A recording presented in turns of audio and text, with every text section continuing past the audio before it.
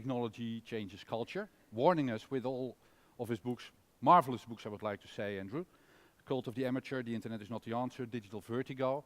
And I was so happy that you gave me the pre-copy of your book some time ago, How to Fix the Future, which is also the theme of the last part of this conference. Maybe I can make you a little bit happy because you don't have the books here, but they can buy them. They can.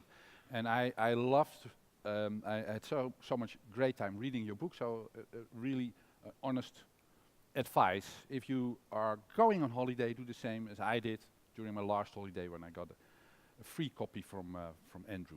It's a great read, interesting. It's the first optimistic book. Of many of the others, it gives answers how to fix the future. And I'm not sure how your state of mind is at this moment, but for me I would say I feel that the future needs to be fixed. We need to do some things, and I would love to hear what these things are according to Andrew Keen. So Andrew, I would like to invite you to come on stage. I don't know what you want to do, stand over here or and give us your last thoughts about this theme of trust and how to fix the future in the book. Andrew Keen, ladies and gentlemen.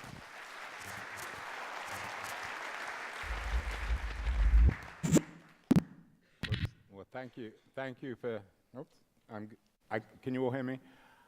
Thank you for such a generous introduction, kind, undeserving. Of course, I'm too lazy to have a PowerPoint presentation. Menno doesn't pay me enough for these sorts of things. So we're going to have to rely on the stage. Who designed this stage? I don't know, some creative genius. Because I think we have all the pieces on the stage to make sense of what's going on. So this conference is about In Code We Trust. I know it's a sort of follow-on, a version 2.0 of, by the way, have you got is the timer on? Will be now. Yeah, because otherwise I'll talk till 7, and you won't get your dinner. So in Code We Trust. So the key word, well, the two key words, of course, are code, which is technology, and trust, which is faith or belief. In Code We Trust, and as Menno so generously said, I've written 3 books suggesting that maybe we shouldn't trust too much in code. Or we certainly shouldn't unthinkingly trust in code, that code itself is letting us down, that technology is creating scenarios, results that aren't working. So, of course, trust is really important. I don't know who put this here, but this is the ultimate trust, faith in something that really can't be proved. And it drove the world for many generations, and perhaps still for some of you, it's the ultimate meaning. It's about faith, a belief in something that, as I suggested, can't be necessarily quantified. It can't be turned into code. If you believe in code, I'm not sure you can really believe in this as well. The two don't necessarily go very well together. But this is the ultimate manifestation of trust, an unthinking belief in something that maybe we can't quite understand, but gives meaning to our life, that defines who we are as a species, life and death, our worlds, generations, society, and all the rest of it. And of course, it defined a civilization, or a series of civilizations. The medieval world was dominated by this faith. And the medieval world only changed when this faith began to break down, first with people like Luther, reformists, who argued that the church itself was corrupt, and then by non-believers who argued that all this was built on lies or inventions, that ideas of, holy trinities and mothers who can have children without having husbands and all the rest of it, that those kinds of things didn't really exist. Most people don't really believe in this anymore, but it's still a powerful symbol. It's the ultimate manifestation, the ultimate symbol of trust. of belief. In code we trust. We hope that this new world, the new world that's coming into being, we just saw it with the autonomous vehicles, AI, all this technology is dramatically changing the world. It's reshaping the world in such a profound way, as profound as the Industrial Revolution, as profound as the Renaissance, as profound as anything really that's happened before in history. Not more profound, not more unique, but equally important, equally disruptive. Smart cars, smart people, smart machines, the idea that AI might indeed even rule the world. So that's faith. So what's the reality, of course? The reality in terms of faith and code we trust, this isn't the reality. We hoped 25 years ago that maybe we could create a kind of digital version of this. There were lots of people in Silicon Valley, actually, some of them born-again Christians like Kevin Kelly, who put together their Christianity and their faith in technology. We were told, well, just leave alone, have faith in technology, have faith in code, believe that this technology would make the world a better place, make it more democratic, fairer, more open, give us more opportunity, more entrepreneurial opportunity, more cultural openness, do away with elites. So there was a faith in Silicon Valley. It's still there, although it's certainly not as prominent.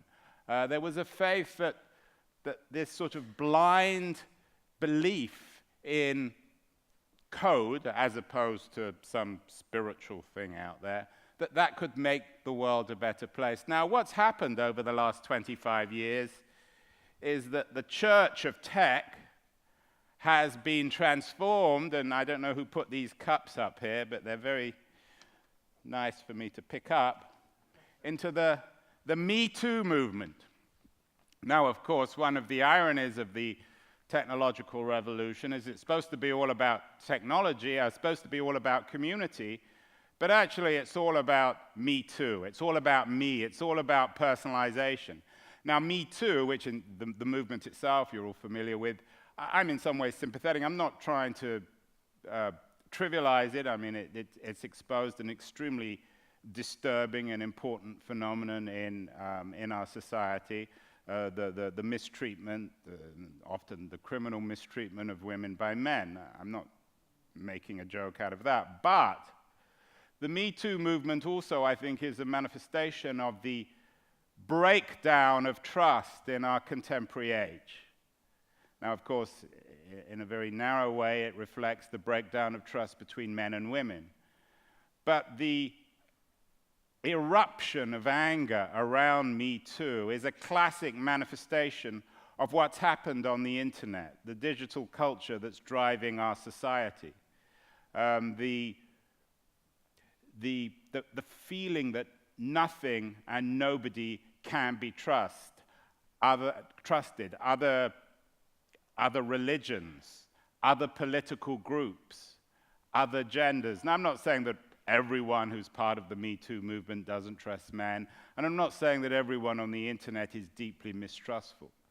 But there is a profound, if there is a dominant climate, a dominant culture, I think, in today's age, it's mistrust. It's a mistrust in everything and around us, and I think one of the great tragedies of the world that we're creating is that we've been driven into ourselves. We've been driven into it's not the me too, just the me. Personalization is making us more and more isolated and solitary. And perhaps the ultimate casualty of our digital age is loneliness, is isolation, a feeling that we can't connect, can't communicate with others. This was supposed to be technology that brought us together, and it's done anything but that. And indeed, it's become a platform for mistrust, a platform of anger, a platform of vilification. And trust itself, of course, is in crisis. I hope I can drink from this thing. They'll poison me, the Me Too movement. So if I collapse, blame Menno. Someone always behind these sorts of things. And looking at my newspaper this morning, or looking at my digital newspaper this morning, I couldn't help. I think if there is a kind of the ultimate symbol of this crisis of trust, it's the American president, whose name I try not to mention in public. He, of course, is the ultimate manifestation, not of Me Too, because he's one of the, probably a criminal involved in the way he treats women, but there is no two with Trump. It's just me. And he's the ultimate manifestation of the sort of the narcissism, the isolation, the absence of community, the absence of empathy, which seems to define this world. And I think when we're thinking about the crisis of trust, his behavior over the last 4 or 5 days, I think, manifests the kind of the surreal nature of trust. The whole American foreign policy establishment, the whole essence of American foreign policy over the last century has been to build up a series of alliances which were manifested in the G7, not the G8, the G7. He trashed that whole alliance over the weekend, saying that actually countries like Canada were his enemies, and then invited in his one enemy, well, America's one enemy, which is Russia, suggesting that they should be part of this world. And then yesterday he went to North Korea and embraced the North Korean leader, suggesting that he was actually more trustworthy than Justin Trudeau or Theresa May or Angela Merkel. So this crisis of trust is manifested in all sorts of very disturbing political ways. It's ultimately, I think, a political phenomenon. So what has happened in terms of this trust? All the things we believed in haven't worked out. And I don't know who put this thing together, but it's perfect for me. And in fact, this book, this looks like a cross to me. The cross of Facebook. And my friend David Kirkpatrick wrote this book about Facebook. He's actually changed his mind about it. These two images, I think, sort of summarize what's happened. We were promised, I'm not going to sit in this because it will probably break. I don't trust Airbnb. Or for that matter, many of the dominant players. We were told that if we trusted in code, that we would see a new generation of companies. Google sort of summarized that. A new generation of companies that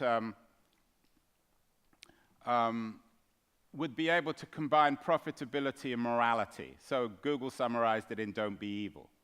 And of course, what we've got, it doesn't mean that the companies are by definition evil, but what we have is an economy where the dominant players are winner-take-all companies. We were promised a more democratic economic infrastructure, and actually we got a winner-take-all one. So when it comes to renting out one's home or one's room online, Airbnb is a multi-billion-dollar winner. When it comes to connecting, getting an online cab, it's Airbnb and Lyft. When it comes to online video, it's YouTube. When it comes to online search, it's Google. When it comes to online community, it's Facebook. We have these huge, multi-billion, eventually they'll become trillion-dollar multinational companies, which are impenetrable, which are opaque, which are anything but trustworthy. The worst examples, of course, are companies like Uber, which were sort of manifestly untrustworthy.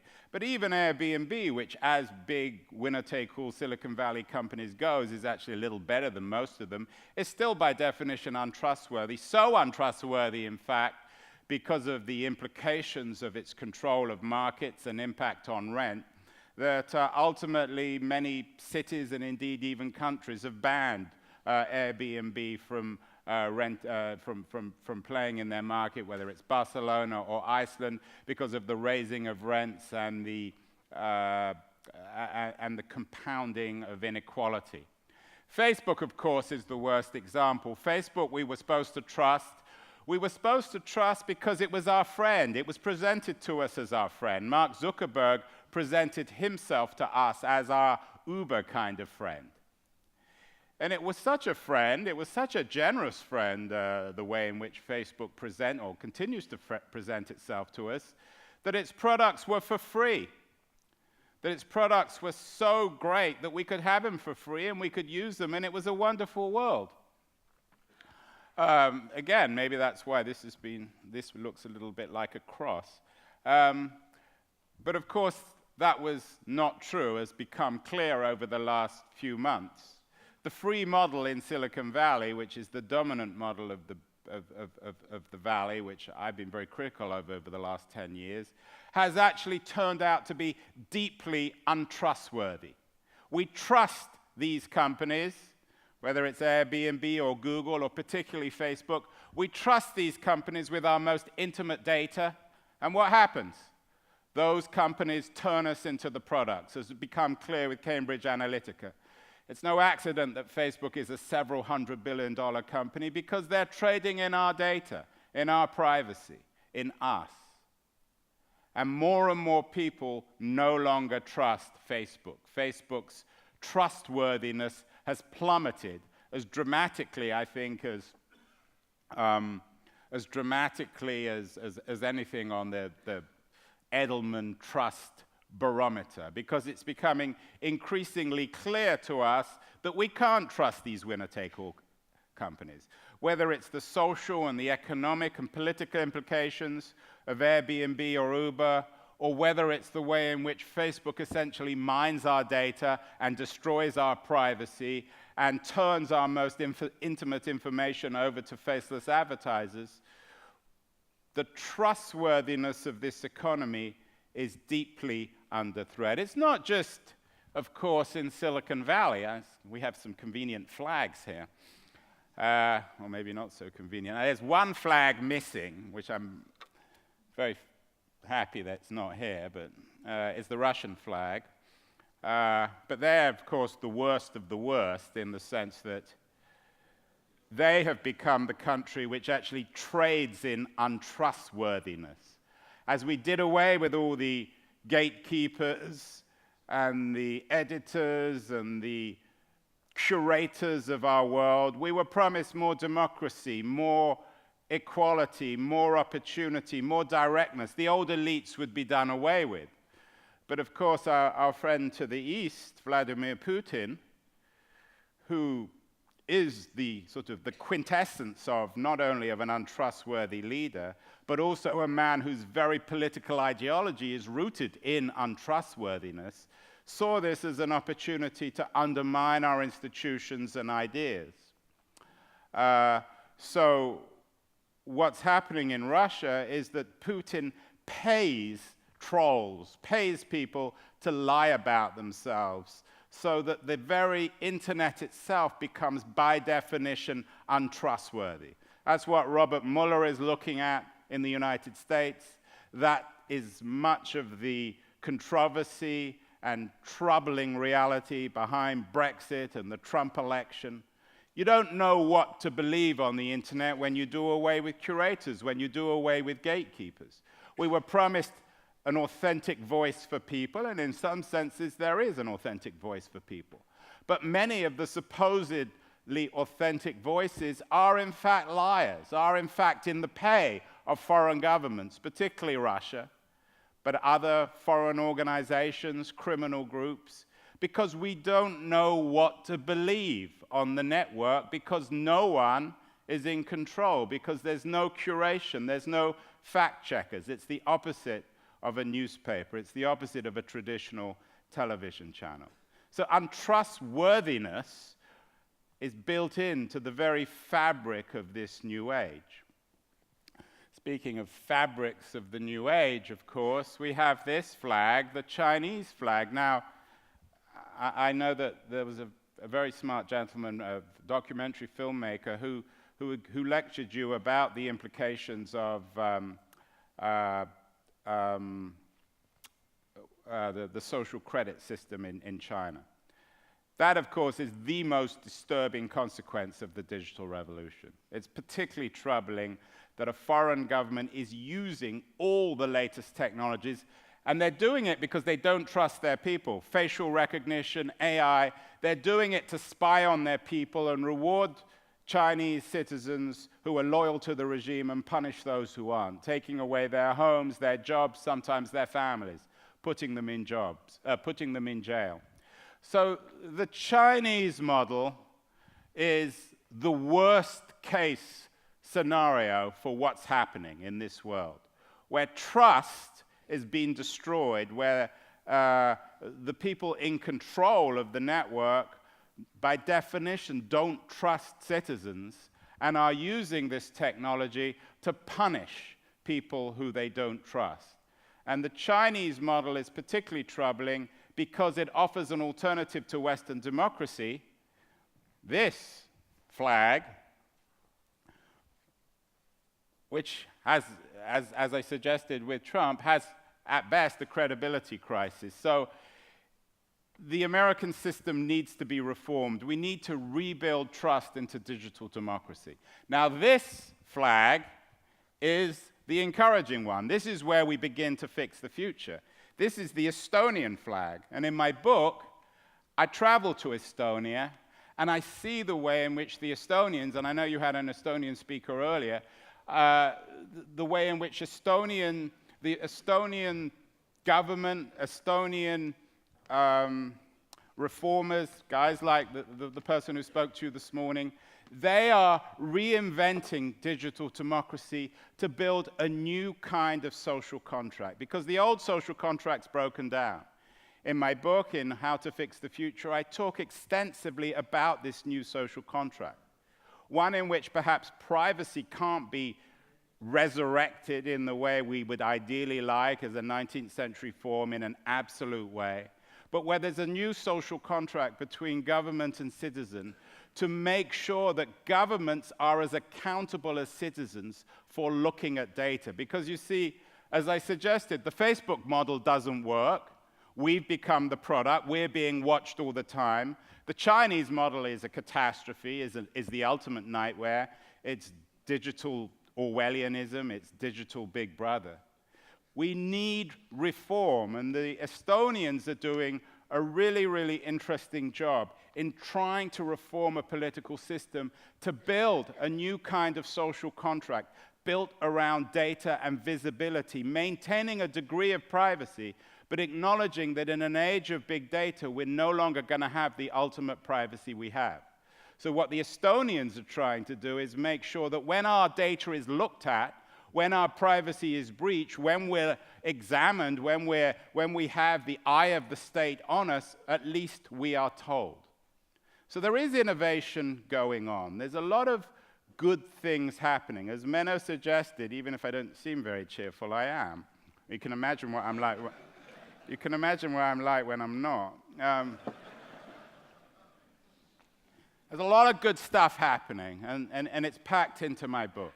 We need to address these issues. We need to address the fact that we can't trust code. That doesn't mean we have to hate code or destroy code. This isn't an excuse for Luddism. This isn't an excuse to smash the machines. I fear, actually, for some people it will become an excuse, and that's as profoundly mistrusting code and technology is as bad as believing in it. So, you know, I'm not in favor of this kind of system in Silicon Valley, believing thoughtlessly, unthinkingly, but I'm also not in favor of smashing these things and reacting dramatically. There's a lot of good stuff that we can do in terms of rebuilding trust. The first, as I suggested, is acknowledging these problems. The first is recognizing that the revolution has so far failed. The second is to come up with strategies. I heard earlier, I didn't understand it all, but I heard about GDPR. It's an important strategy. If we're to rebuild trust, we need to reintroduce regulation. That doesn't mean a top-down system. That doesn't mean destroying innovation. But it does mean that the American model has failed. For the first 25 years, we trusted the Americans. They said, keep your hands off tech. Trust Silicon Valley. Trust the market. And the market hasn't worked. It's created monstrous companies like Facebook. It's created unaccountable companies and divisive companies like Airbnb. And it's created technologies which are increasingly dangerous for the social good. So we need regulation. We need general data protection regulation. We need antitrust regulation. If we're to trust tech, if we're to trust code, the government must be involved. And the Europeans are leading here. It's something that you should be proud of. The Americans are lagging behind. The Chinese, of course, is the model that we want to avoid. The Americans is the other extreme. There is no European flag, but if there was one, it would be somewhere between the American and the Chinese flag. And perhaps in that sense, Estonia is symbolic. We also need innovation. If we're to really trust code, we need technology that brings us together. The problem with Airbnb, the problem with Facebook, the problem with Uber is that these companies are rentier companies. They're fat companies sitting between us, the consumer, and the creator, the producer, the artist, the cab driver. What we need then is what Tim Berners-Lee talks about as the re-decentralization of the internet. And in my book, I talk about many of these kinds of examples. I was in San Francisco earlier this week at the offices of Patreon, which is a platform that enables artists and audience to come together. It's a platform that enables the direct communication between artists and consumers. The ultimate platform for trust. What could be more trustworthy than me as an author talking to my reader, or you as music lovers having the opportunity to talk to musicians? The interesting thing about Patreon is where the Ubers and the Airbnbs and the YouTubes take 30 or 40% of the cut, Patreon only takes 5%. So we need the re-decentralized architecture that is beginning. Now, we may need technology too. You'll have heard a lot about blockchain. You'll have heard about it as a platform for trust. And maybe blockchain has a role. But ultimately, the way to fix the future is not through technology. The way to fix the future is through us articulating what I call in my book agency, whether it's as entrepreneurs founding new companies, whether it's as citizens electing regulators like Margrethe Vestager in the EU, who was taking on these Goliaths, whether it's as brave citizens fighting in China against an oppressive regime, or lawyers in America making sure that Uber behaves in a trustworthy way to their drivers. Humans are the thing, citizens. I call this in my book Moore's Law. I build it after Thomas More rather than Gordon Moore, Thomas More being the author of Utopia. We also, if we're to rebuild trust, we can't wait for other people to have that trust. We can't lie back and think of just, well, everything's going to work out. We can rely on Vestager. We can rely on an entrepreneur. We can rely on an author like me. You have to act, and you have to act as consumers. You have to be more demanding. You've been let down by these platforms. They've taken advantage of your trust. They've screwed you. They've turned you into the product. And unless you act as consumers, as citizens, nothing's going to change. And finally, we need to reinvent our education system. The final chapter of my book is on education, on new kinds of education systems. Just as every new epoch creates new educational systems, the Christian, the industrial, the Renaissance, today in the digital age, we need new skills, because the biggest challenge of all when it comes to trust, here's the real nightmare, even worse than the Chinese model. Here's the real nightmare, is that we've created technology that could have a mind of its own. We've created technology that some technologists, Bill Gates, Elon Musk, very credible people, think that AI that will acquire its own consciousness and enslave us. Now, I'm not sure that's really going to happen. I'm not enough of a technologist to know whether that's realistic or not. Certainly, I don't think it's realistic in the short term. But if we are to build, if we are to believe in our new sort of technocratic age and our age of AI and all these other technologies that you've been hearing about today, We need to build a technology, we need to build an education system that carves out a special place for us, because all this technology replicates us. AI is essentially the creation, the invention of intelligence that we have historically done. It's going to take away our jobs, our autonomy, our ability to define ourselves. So we need to create education systems, schools, ways of thinking about ourselves that are separate from technology.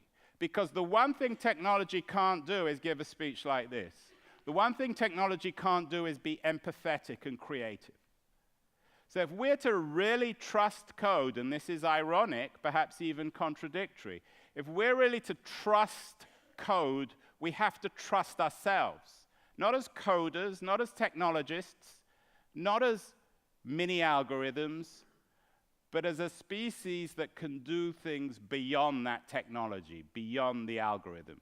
So if we are indeed to create a world where code is trustworthy, where technology is good and creative and builds a better world rather than the world that we seem to be stumbling into, we've got to figure out ourselves. We've got to figure out what we're good at. And that's, I think, most effectively done through education. So regulation, consumer action, citizen engagement, innovation through entrepreneurs, education. That's the way to fix the future. That's the way to rebuild trust. Thank you.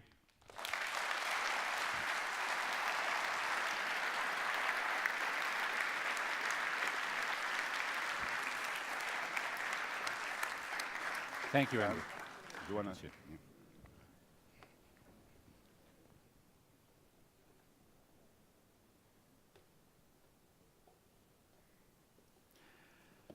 I'm so sorry I told you that was the Russian flag. Oh, it was the Russian? No, I told you it was the Estonian flag. It was the Russian? Yeah, but so good that you trusted me. Thank you.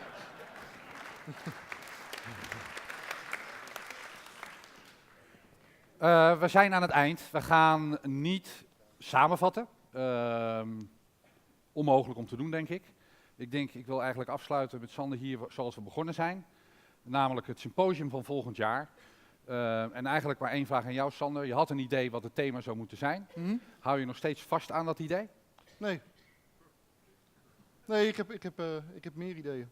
Oké. Dus het... Oh, nou ja, goed. Dat kan. En dat heb ik ook. Dus u weet in ieder geval wat de thema's niet gaan worden. Dat zijn de twee die wij aan het begin hebben gepresenteerd.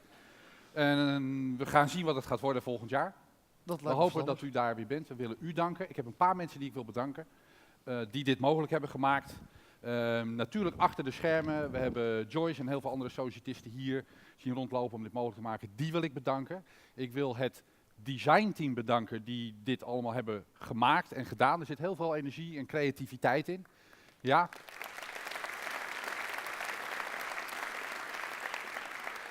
Nathan, Emily en Inge, en ik weet zeker als ik het woord Ignatian laat vallen, dat hun hart weer wat harder gaat slaan. Dus dank jullie daarvoor. Stefan en het team dat hierachter zit wil ik enorm bedanken. Met alle technologie die ze hebben voor elkaar gefixt. En als allerlaatste wil ik uiteraard bedanken Margot Langeweg. En misschien is ze alweer gevlucht, dat kan natuurlijk. Ja. Heb je er gehaald, Thijs, of niet? Ze was natuurlijk bang dat dit zou komen. Ja. Maar ja, goed, dan doen we het even zonder Margot. Maar dit hebben we bedacht. Alsjeblieft. Ja, dankjewel. Ja. Ja, ik kan hem ook aan jou geven. Maar de symboliek hierachter is natuurlijk dat het er 24 zijn. En het is natuurlijk onze Mrs. Trust. En we vertrouwen erop dat als we dit geven, dat er ook een 25ste komt. Dus volgend jaar dezelfde bos, maar dan eentje meer. En ik zie u graag volgend jaar weer in het pand.